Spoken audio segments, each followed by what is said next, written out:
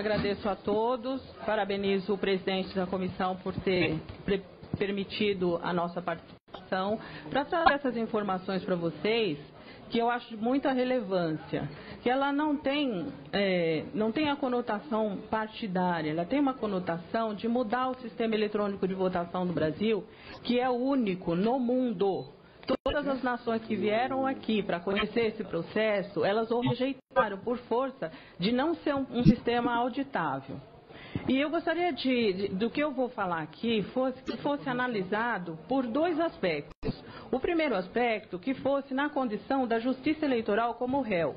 Porque eu, como advogada, eu aprendi na faculdade, eu levo isso para a minha vida normal, é que teriam que existir, no julgamento das ações de processo eletrônico de votação, 3 entes: o autor, o réu e o juiz.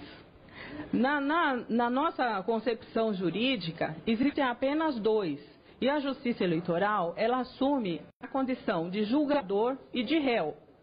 Então, por essa razão, este ofício, ele diz que não houve nenhuma impugnação ao processo eletrônico de votação. Sim, houve. A petição está aqui, o processo está aqui. Eu participei da lacração, do desenvolvimento dos programas, e posso dizer para os senhores que nós fizemos uma petição muito arrazoada em relação daquilo que a gente encontrou lá. E outra questão que eu gostaria de colocar também para ser analisada junto com a minha exposição é a seguinte: hoje, nós advogados, operadores do direito, nós temos que agir dentro da legalidade, dentro da juridicidade, mas também com técnicas de camuflagem, para a gente conseguir entrar na Justiça Eleitoral e fazer uma auditoria independente, porque a Justiça Eleitoral, ela bloqueia todas as portas dos partidos. Vocês vão ouvir dizer que a Justiça Eleitoral coloca tudo à disposição. Não, isso não é verdade. Ela entrega, sim, os documentos, mas vocês vão ter que percorrer pelo menos 5.000 zonas eleitorais para procurar isso. Quem tentou fazer fiscalização, auditoria, até hoje não conseguiu. Por quê? Porque o réu julga os processos. Então, eu vou passar a minha experiência desse ano. Eu participei do desenvolvimento. A primeira fase do processo é o desenvolvimento. Eu participei, o professor Pedro e o Gabriel. Como é que eu agi esse ano para inovar? Eu pedi ao professor Pedro que ele me arrumasse um aluno que fosse o protótipo do professor Diego Aranha, que foi o professor que conseguiu provar que o processo eletrônico não obedecia ao princípio do sigilo do voto. O professor Pedro me indicou o Gabriel, eu peguei esse menino e coloquei dentro do TSE. O TSE não sabia que nós estávamos num grupo preparado para analisar o código-fonte da mesma maneira que o professor Diego. Então, vamos dizer que eles abriram a guarda. A análise não pôde ser muito profunda, porque o Gabriel só pôde ir até o TSE em agosto. E isso é bom e ruim. É bom porque os programas já estavam quase todos prontos, todos redesenhados. E ruim porque a gente teve pouco tempo. Mas, diante da orientação do professor Diego e da colaboração, da coordenação do professor Pedro, deu tudo certo, a gente conseguiu fazer uma análise boa. O que nós encontramos nesse código-fonte? Encontramos um programa que, na minha opinião, que se eu fosse mudar o resultado das eleições, eu usaria esse método, esse programa. Ele se chama Inserator e, pior, ele faz parte do SIS, que é o Sistema de Segurança do Processo Eletrônico de Votação. Então, a Justiça Eleitoral, ela diz muito em propaganda que nós temos a garantia de que o SIS, que o Sistema de Segurança do Processo Eletrônico de Votação é forte, que ele não permitiria que um programa fraudulento ou que houvesse um ataque ao processo. Não, isso não é verdade, porque o Inserator, esse programa, ele serve exatamente para validar um programa que não é oficial, rodando no processo eletrônico de votação. E eu queria aqui também alertar que nós não estamos falando de urna, tá? Nós estamos falando de código-fonte. O código-fonte, ele é aquele que dá os comandos para que a urna eletrônica produza o resultado. Tá? Nesse código-fonte existe um artefato, a gente apelidou de artefato, chamado Inserator, que permite a validar um código, um programa que não seja o oficial. Eu usaria esse programa se fosse fraudar uma eleição. Bom, nós fizemos outras descobertas técnicas também. A gente descobriu que o computador que gera as mídias, como que se gera as mídias? Nós estamos na fase de desenvolvimento. No desenvolvimento, os programas são lacrados, assinados, só que lacrar, assinar, criptografar é um programa que estava com insereito lá dentro. Então ele foi para os estados. Chegando nos estados, é gerada uma mídia. Gerou a mídia vai para as urnas, carrega as urnas e vai para a votação, produz o resultado e vai para a totalização. Nós descobrimos também que o computador que gera as mídias, ele fica conectado à internet. Eu fiquei assustada porque hoje eu li com mais vagar o processo e a Justiça Eleitoral alega o seguinte, que o computador tem que ficar conectado à internet sim, porque não existe forma de se transmitir os dados para os estados e que existe um sistema que garante isso, que é o SIS, que é o próprio sistema que estava com o insereito, que contém o insereito. Muito bem. Nós fizemos esse levantamento, foi feita uma petição, a gente esperou o programa ser lacrado, assinado, para que a gente tivesse certeza que ele não foi retirado lá de dentro e que ele teria o condão de causar dano, ele seria transferido para os estados. Nós esperamos, aí no momento adequado a gente protocolou essa petição, que é sim uma impugnação do processo no momento adequado, tempestivamente. Bom, o que aconteceu? Esse processo, ele não virou processo, eles juntaram os documentos. Quando nós fomos procurar depois da decisão, a gente verificou que ele não tinha sido autuado, ele foi omitido do Ministério Público e a decisão foi dada em cima de um parecer, vou dizer, entre aspas, um parecer que não tinha todas as cópias. Isso aqui está no processo, tá? Não tem como escapar, não tem como se dizer que não estava. Então, o que aconteceu? O que diz a legislação? A legislação diz o seguinte, que uma vez impugnado, é o artigo 13 da resolução 23397. Ele diz o seguinte, uma vez impugnado, o processo será autuado na condição PET, que seria petição, ele será ouvido a Secretaria de Informática e será ouvido também o Ministério Público. A Justiça Eleitoral julgou da seguinte forma, ela pegou o processo, não autuou, pegou as folhas soltas, não passou, omitiu essa impugnação do Ministério Público e deu uma sentença pelo indeferimento. Aqui eu queria voltar a chamar a atenção do seguinte, senhores, nós estamos falando do réu. Essa atitude é compatível com a atitude de réu. Se tem aqui algumas pessoas que são advogados, vão saber que o réu ele não é obrigado a produzir prova para si. Então a Justiça Eleitoral ela tinha realmente que dar um jeito nisso daqui, que fazer isso daqui virar não PET, não processo, porque ele vai ser incinerado, em papel solto. Então, nessa concepção, não há que se atacar a Justiça Eleitoral, nós temos que mudar o sistema, porque eles estão agindo como réu.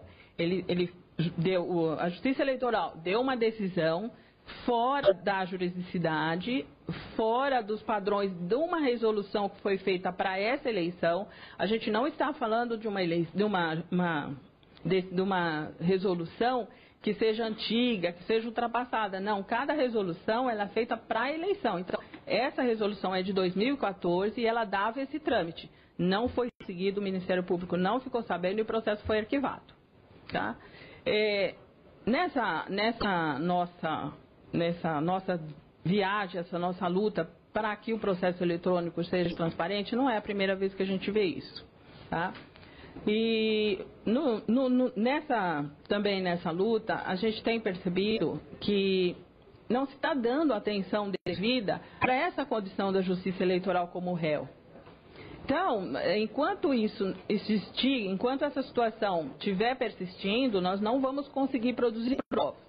O que a Justiça Eleitoral fala em relação a que nunca foi possível produzir provas num processo de impugnação de eleição. Senhores, o réu não vai admitir que errou.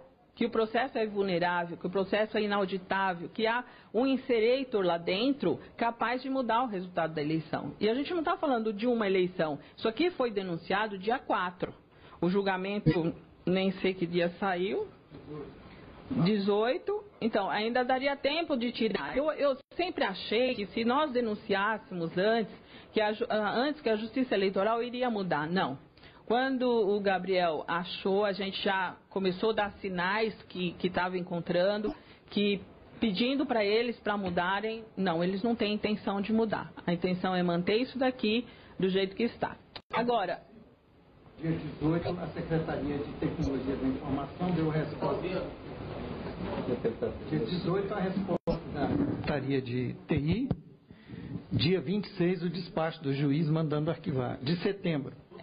Eu gostaria de falar assim mais tecnicamente em relação a que esse inserator, esse programa que é capaz de mudar, ele é capaz de aceitar um programa diferente rodando nas urnas. Vocês têm que lembrar que a Justiça Eleitoral diz o seguinte: a urna ela não aceita um programa se não for assinado. Quantas vezes a gente vê o ministro levantando um CD no dia da lacração, ele levanta, olha, o que não estiver aqui não roda nas urnas. Não é verdade. Vou mostrar para vocês uma transparência que eu fiz uma auditoria nas eleições de 2010 na cidade de Londrina e rodou um programa que não tinha sido assinado, compatível com a utilização do inserator. Se vocês olharem essa transparência, vocês vão perceber que eles começaram a testar o programa no dia 28 de agosto. Os programas não tinham sido mandados ainda, os programas oficiais não tinham sido mandados ainda para os estados. Eles ainda estavam em desenvolvimento no TSE. Só que já estava se tentando adaptar esse programa não oficial para as urnas. E aí acontecia mesmo que a Justiça Eleitoral diz, a urna rejeitava. Isso aí nós estamos na fase de carga das urnas. O programa já tinha sido colocado na mídia que ia carregar as urnas. E ele rejeitava, caía o sistema, caía. Eles foram tentando até 2 dias antes da fase de carga das urnas, onde os partidos, o Ministério Público, os juízes, eles estavam presentes. E eles conseguiram. Tem um determinado momento que vocês vão perceber, dia 24/9, que foi a carga, que o programa roda, mas com um aviso que era um programa não oficial. Ele dizia incompatibilidade.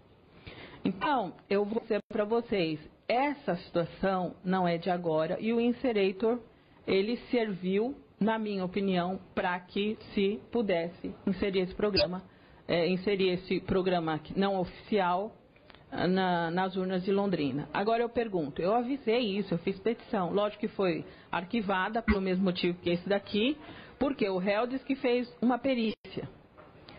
Fez uma perícia, mas eu sou autor, eu não participei, eu não fui convidada para participar dessa perícia. Todas as perícias que caso viessem a nos chamar, nós estaríamos prontos, porque nós conhecemos bastante o processo. Nós não fomos chamados. E essa perícia detectou que não teria nenhum problema, mas é uma perícia oculta que só teve participação o próprio réu. E quem julgou? O próprio réu, e o réu disse que esse processo, que a minha impugnação não tinha procedência e arquivou o processo. E eu queria, assim, já para finalizar, mostrar mais uma coisa para vocês. Na condição de réu também, a Justiça Eleitoral, ela compra laudos. E é natural. Todos aqui que somos advogados, a gente já preparou petição inicial ou petição de contestação com laudo. Laudo de grandes empresas, de grandes instituições, para que aquelas instituições dissessem que a nossa tese era verdadeira. Não que ela seja mentirosa, mas ela chama para si alguns aspectos que são de interesse do cliente. Só que nós levamos isso para o juiz e o juiz indica um assistente, um perito dele, que vai decidir a causa para um ou para outro laudo. Só que a Justiça Eleitoral, como é que ela faz? Ela própria produz a prova, ninguém sabe o que ela mandou para ser analisado, ninguém tem controle do que ela pediu, dos documentos que ela assinou, que a instituição o técnico assinou para poder fazer aquele laudo e ela gasta fortunas com uma propaganda dizendo, não, olha, fulana disse que a urna, né? Normalmente ela fala a urna, ela esquece de falar da fase de desenvolvimento, da internet que está ligado, que ela manda os dados pela internet, recebe os dados pela internet, que qualquer um pode capturar, ela fala a urna é robusta. Então, senhores, eu aqui, já encerrando a minha fala, eu queria colocar que enquanto nós tivermos essa situação, nós não vamos conseguir provar nada, mesmo que a gente indique que existe sim um programa na urna que é vulnerável, que um programa que pode alterar o resultado, o juiz não vai aceitar e os colegas ainda vão ter que enfrentar o seguinte, técnicas jurídicas legais de camuflagem agora. Por quê? Para que nós possamos fazer auditoria para determinados clientes, trabalhar, poder fazer fiscalização, nós temos que driblar a justiça eleitoral. Muito obrigada.